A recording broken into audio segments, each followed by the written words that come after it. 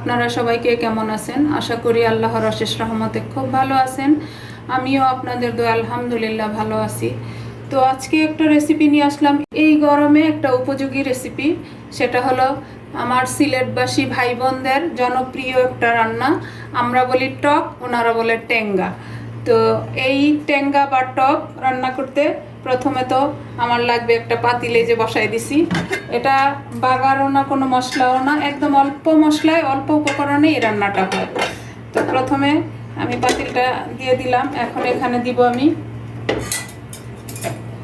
এই যে তিনটা এরকম আলু কেটে নিছি আর 2টা টমেটো। তো প্রথমে এটা দিয়ে দিব। এই টকটা এত টেস্টি হয়, আমি সিলেটি ভাবিদের কাছ থেকেই শিখা আমার। এখন এখানে দিব, এই যে আমি এখানে মিডিয়াম সাইজের রুই মাছ নিছি। এটাকে ধুয়ে পরিষ্কার করে এখানে আমার 5 টুকরা রুই মাছ আছে, এই যে এটাও দিয়ে দিব।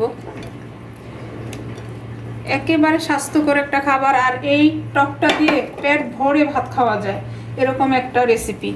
এখন এখানে দিয়ে দিব আমি। এটাতে আদা রসুনটা তেমন একটা যায় না, কিন্তু ফ্রোজেন মাছ বলে আমাদেরকে দিতে হয়। এই যে 1 চামচ দিয়ে দিলাম আদা রসুন পেস্ট। এখন দিব লবণ,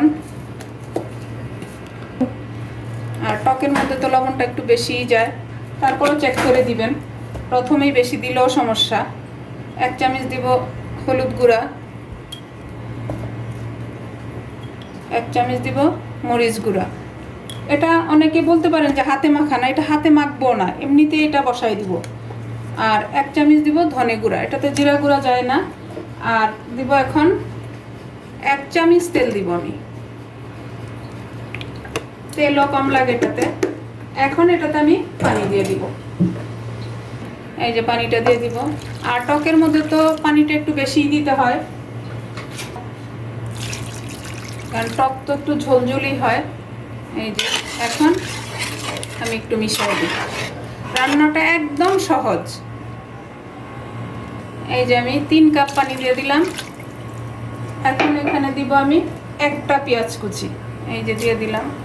ছোট সাইজের একটা পেঁয়াজ কুচি দিছি। এখন আমি চুলাটা জ্বালাই দিব। বিসমিল্লাহির রহমানির রহিম। জ্বালায় এটাকে ঢেকে আমি বলক আসা পর্যন্ত অপেক্ষা করব।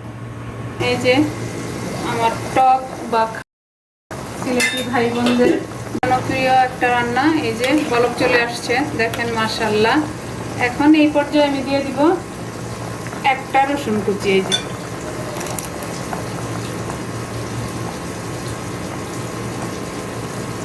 এখন আলুটা একটু সিদ্ধ হয়েছে কিনা দেখব, তারপর আমি কাঁচা আমটা দিব। আর কি না, সিদ্ধ হয়নি, আরেকটু হবে। তো এই রান্নাটা একেবারে সহজ। তো আমার প্রিয় ভাই বোনেরা, যদি একটু ভালো লাগে তাহলে আমার চ্যানেলটাকে সাবস্ক্রাইব করবেন, লাইক করবেন, শেয়ার করবেন এবং কমেন্টস করবেন। আর যারা ফেসবুক থেকে দেখতেছেন তারা ফেসবুক পেজটাকে লাইক, শেয়ার, কমেন্টস করে দিবেন। আর যারা এই টকটা খাইছেন তারা তো এটার স্বাদ বুঝেন, আর যারা না খাইছেন প্লিজ প্লিজ একবার হলো ট্রাই করে দেখতে পারেন, ইনশাল্লাহ নিরাশ হবেন না। এই গরমে মানে 1 চামচ ভাত বেশি হলো খাওয়া হবে, এত টেস্টি হয় এই টকটা। দেখেন আমার প্রিয় ভাই বোনেরা, আলুটা সিদ্ধ হয়ে গেছে। এখন 2-1টা আলু আমি ভেঙে দিব। এই যে এই পর্যায়ে আমি কাঁচা আমটা দিয়ে দিব। আর কি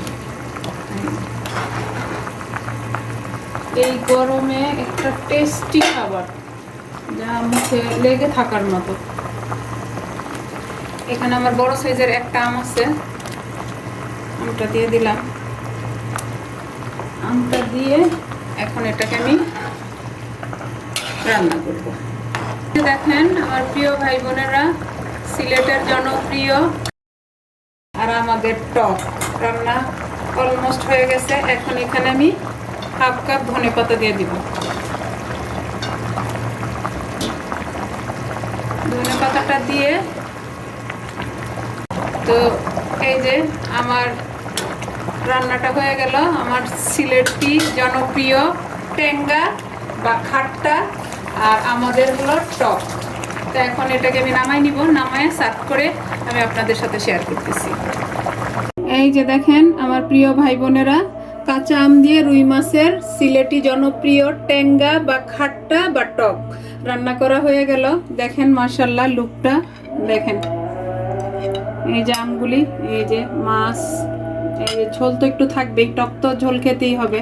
এই যে দেখেন মাশাআল্লাহ মাশাআল্লাহ। তবে আমি বেশিক্ষণ আর আপনাদের সামনে সময় নিব না, কারণ আমার এটার গ্রানে এত খিদা লেগে গেছে। এখন এটা আপনাদের সাথে শেয়ার করার পরই সাথে সাথে খেতে বসে যাব। তো আজকে আমার এই সিলেটের ঐতিহ্যবাহী কাঁচা আম দিয়ে রুই মাছের টেঙ্গা বা খাট্টা বা টক রান্না তো শেষ হয়ে গেল। প্লিজ আপনারা এই গরমে কাঁচা আম থাকা অবস্থায় এই রেসিপিটা একবার ট্রাই করেন। যারা খাইছেন তারা তো এটার স্বাদ বুঝেন, আর যারা না খাইছেন প্লিজ একবার হলেও করেন। আমিও কিন্তু প্রথম যখন খাইছি তখন ভাবতাম যে কেমন হবে, কিন্তু যখন খাওয়া শুরু করলাম এটার স্বাদ আর ভুলতে পারতেছি না।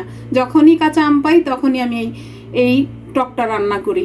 তো যাই হোক, আজকে আমার এই টেঙ্গা বা টক রান্না করা শেষ হয়ে গেল। আমি আপনাদের কাছ থেকে বিদায় নিব, আবার নতুন কোনো রেসিপি নিয়ে আসবো। আল্লাহ হাফিজ।